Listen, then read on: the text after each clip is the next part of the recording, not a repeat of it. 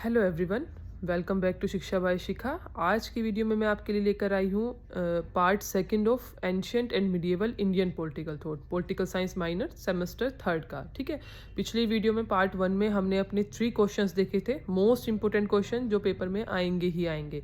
पहला क्वेश्चन था features and sources of ancient and medieval Indian political thought. ठीक है, सेकंड था कौटिल्य की सप्तांग थ्योरी, उसका क्या रेलेवेंस है। ठीक है, और थर्ड क्वेश्चन हमने देखा था मनुस्मृति के बारे में कि उसमें कास्ट को लेके और जेंडर को लेके मनु के क्या विचार थे। ठीक है, तो आज हम वहीं से अपनी वीडियो को कंटिन्यू करते हैं। तो आज जो फोर्थ मोस्ट इंपोर्टेंट क्वेश्चन है जो आपके पेपर में आएगा ही आएगा वो है बसवन्ना से रिलेटेड। ठीक है, आप सबने पढ़ा ही होगा। तो जो क्वेश्चन है जो मेरे हिसाब से आ सकता है वो है critically evaluate the various ideas of Basavanna in the context of democracy and state administration. लोकतंत्र और राज्य प्रशासन के संदर्भ में बसवन्ना के विचारों का विश्लेषण कीजिए। ठीक है, अब सबसे पहले बात आती है कि बसवन्ना थे कौन। तो बसवन्ना का असली नेम था बसवेश्वरा। ठीक है, अगर बसवेश्वरा आए या बसवन्ना आए तो उसका मतलब आपको सेम ही आंसर लिखना है, कंफ्यूज मत होना। ठीक है, वो कर्नाटका से थे, एक कन्नड़ पोइट थे, मतलब साउथ से थे, एक सोशल रिफॉर्मर थे, एक फिलोसफर थे। ठीक है, समाज सुधारक थे 12th सेंचुरी में, 12वीं शताब्दी में। ठीक है, लिंगायत कम्युनिटी से वो बिलोंग करते थे, फाउंडर ऑफ लिंगायतिज्म। अब ये लिंगायत क्या होता है? लिंगायत होता है जो भगवान शिव का मतलब एक कुछ ना कुछ अपने हाथ में या यहाँ पर पहनते हैं गले में, मतलब वो शिव भगवान के को अपना आराध्य मानते हैं, उन्हीं की पूजा करते हैं। तो वो लिंगायत कम्युनिटी से थे बसवन्ना। अब बसवन्ना इतने ज़्यादा फेमस थे भाई, हम उनको पढ़ रहे हैं तो इसका मतलब वो बहुत बड़े एक समाज सुधारक थे, एक सोशल रिफॉर्मर थे। तो मेन पॉइंट आप 3 लिख लीजिए कि वो किस बारे में बात करते थे। तो ही believed in a society free of caste system. ठीक है, वो कास्ट सिस्टम को बिल्कुल भी नहीं मानते थे। अब यहाँ पर नोट करने वाली बात क्या है कि बसवन्ना खुद एक ब्राह्मण परिवार से थे, एक हाई सोसाइटी से थे, मतलब हाईएस्ट वर्णा सिस्टम से थे। जैसे जैसे वो बड़े हुए तो उन्होंने देखा कि कैसे कैसे मतलब जो वर्णा सिस्टम में जो अपर कास्ट है और जो लोअर कास्ट है उनके साथ कैसे भेदभाव हो रहा है। तो वहाँ से उन्होंने आवाज़ उठानी शुरू करी। खुद एक हिंदू सोसाइटी से होके, एक अपर वर्णा ब्राह्मण से होके उन्होंने खुद उनके खिलाफ आवाज़ उठाई, इसलिए उनको एक बहुत बड़ा सोशल रिफॉर्मर बोला जाता है। तो वो एक ऐसी सोसाइटी की बात करते हैं जिसमें कोई भी कास्ट सिस्टम ना हो। ठीक है, society free of caste system, किसी के साथ कोई भेदभाव ना हो। ठीक है, with equal opportunity of all, वो बात करते हैं कि सबको समान अवसर मिलने चाहिए, आदमी हो औरत हो। ठीक है, या कोई अपर वर्णा सिस्टम से हो लोअर से हो, सभी को इक्वल अपॉर्चुनिटी मिलनी चाहिए। थर्ड जो पॉइंट है वो श्रमिक वर्ग के बारे में बात करते हैं। He preached about manual work. ठीक है, उन्होंने श्रमिक वर्गों के सम्मान के बारे में बात की है। ठीक है, उसके बाद उन्होंने जो 2 इम्पोर्टेंट बातें की हैं वो है equal income for equal work, कि जो जैसा काम करेगा उनको समान ही इनकम मिलनी चाहिए। और एक डिवाइन वर्क के बारे में उन्होंने बात किया है, मतलब पूजनीय काम, कि जो इंसान को जिस काम में इंटरेस्ट है उसको उसी काम को शिद्दत से करना चाहिए, तो वो उस काम को बेहतर से कर पाएगा और सोसाइटी अच्छे से चल पाएगी। तो उन्होंने डिवाइन वर्क के बारे में भी बात की है। तो जो एक भक्ति है, मतलब डिवोशन है, नॉलेज है और एक्शन। ठीक है, डिवोशन, नॉलेज और एक्शन को वो एक वेल बैलेंस्ड मैनर में लेके चलने की बात करते हैं।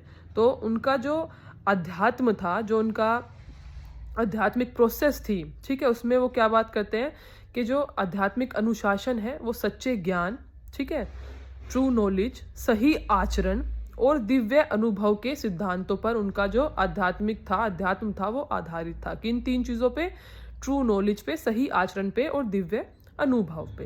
ठीक है, तो बसवन्ना पे ये क्वेश्चन 100% आएगा ही आएगा आपके पेपर में। तो आपको यही उनके बारे में लिखना है कि वो एक बहुत बड़े सोशल रिफॉर्मर थे और उन्होंने सोसाइटी में कास्ट सिस्टम के विरोध में, इक्वालिटी के बारे में और श्रमिक वर्ग के बारे में उन्होंने बातें की हैं। अब जो हमारा नेक्स्ट इंपॉर्टेंट क्वेश्चन है वो है बृहस्पति से। ठीक है, critically analyse the concept of kingship and state craft given by Brihaspati. Brihaspati द्वारा दी गई राजसत्ता व राज्य कला की अवधारणा का आलोचनात्मक विश्लेषण कीजिए।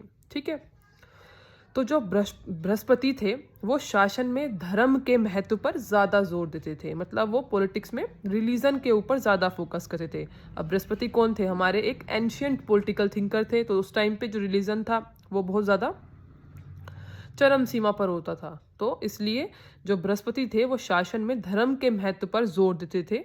उनके अनुसार राजा का प्राथमिक कर्तव्य धर्म की रक्षा करना है और अपनी प्रजा का कल्याण सुनिश्चित करना है, मतलब welfare of the citizens and society. ठीक है, यह राजनीतिक शक्ति के प्रयोग के नैतिक आयामों पर जोर देता है, मतलब जो मोरालिटी और एथिकल जो व्यूज है उस पर जो है वो बृहस्पति फोकस करते थे। अब जो नेक्स्ट पॉइंट आता है कि उस टाइम पे जो आर्थिक नीतियाँ थी उस पे बृहस्पति जी का क्या विचार था। तो बृहस्पति राज्य की स्थिरता के लिए एक समृद्ध अर्थव्यवस्था के महत्व को पहचानते हैं।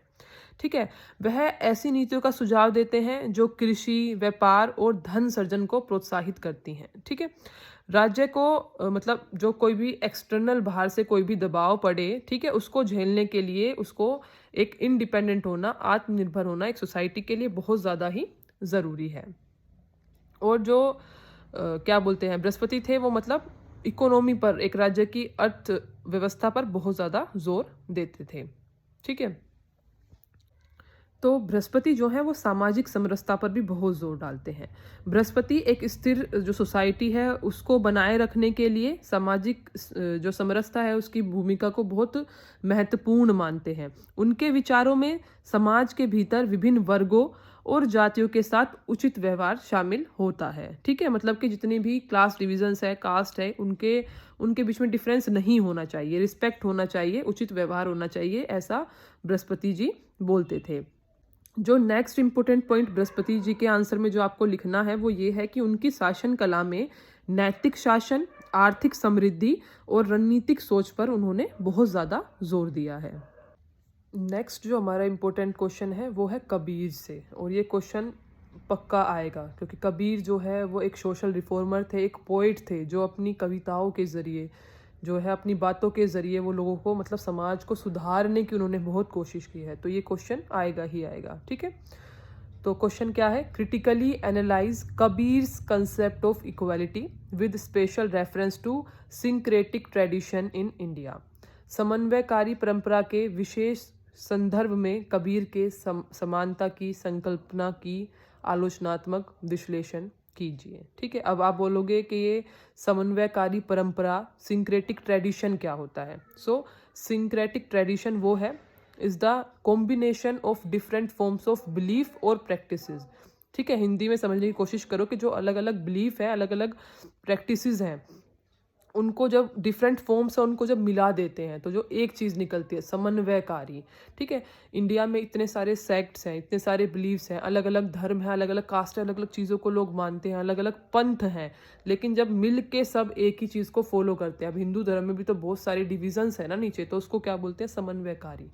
ठीक है, तो पहले आप इसको एक्सप्लेन करोगे कि syncretic tradition means the combination of different forms of beliefs and traditions और प्रैक्टिसेस। फिर आप बताओगे कबीर क्या मानते थे इक्वलिटी के बारे में। तो जो कबीर है, believed that Brahmins and Shudras were equal by birth. ठीक है, कि ब्राह्मण और जो शूद्र है, जिनको बहुत ही नीचे का स्थान दिया गया था, उनको वेद पढ़ने की इजाज़त नहीं दी गई थी अकॉर्डिंग टू मनुस्मृति। तो कबीर बोलते हैं कि ब्राह्मण और शूद्र दोनों जन्म से, बर्थ से जो है वो समान हैं। ठीक है, and that one's superiority is determined by their activities and charity, कि किसी की जो सुप्योरिटी है कि कोई बड़ा होगा वो अपने कर्मों से होगा, जन्म से नहीं होगा। तो कबीर ने ज़्यादा महत्वता किसको दी है? कर्म को दी है। ठीक है, तो वो क्या बोलते हैं कि जो एवरी इंडिविजुअल है वो सेम बोन से बने हैं, सबके अंदर सेम खून बहता है, तो सभी जो हैं वो इक्वल है। ठीक है, कोई भी ऊपर नीचे नहीं है, ब्राह्मण हो या शूद्र हो सब इक्वल हैं। और जो कबीर है, जो सोसाइटी में गलत गलत प्रथाएं चल रही थी, जैसे सती प्रथा थी, पर्दा सिस्टम था। सती प्रथा सबको पता है ना कि जब पति गुजर जाएगा तो औरत को भी उसके साथ सती होना पड़ेगा, जलना पड़ेगा जिंदा को। तो कबीर ने सोसाइटी में जो ऐसी खराब जो ट्रेडिशंस थे उनके खिलाफ उन्होंने आवाज़ उठाई थी, जैसे सती प्रथा के खिलाफ, पर्दा सिस्टम के खिलाफ। ठीक है, कबीर ने और क्या क्या मेजर आइडियाज़ दिए हैं। ठीक है, मैं पॉइंट्स में बोल रही हूँ, आप अपने हिसाब से उनको पेपर में समझ के लिख सकते हो। ठीक है, उन्होंने जो मेजर रिलीजियस ट्रेडिशंस थे उनको रिजेक्ट किया था, ठीक है, क्योंकि उस टाइम पे लोग क्या थे, बहुत ज़्यादा भक्ति भाव में डूबे हुए थे। तो लोग सती को भी मतलब वैलिड मानते थे कि हमारा ट्रेडिशन है, पर्दा सिस्टम को भी वैलिड मानते थे। तो जो कबीर थे उन्होंने रिजेक्ट किया था इन रिलीजियस ट्रेडिशंस को।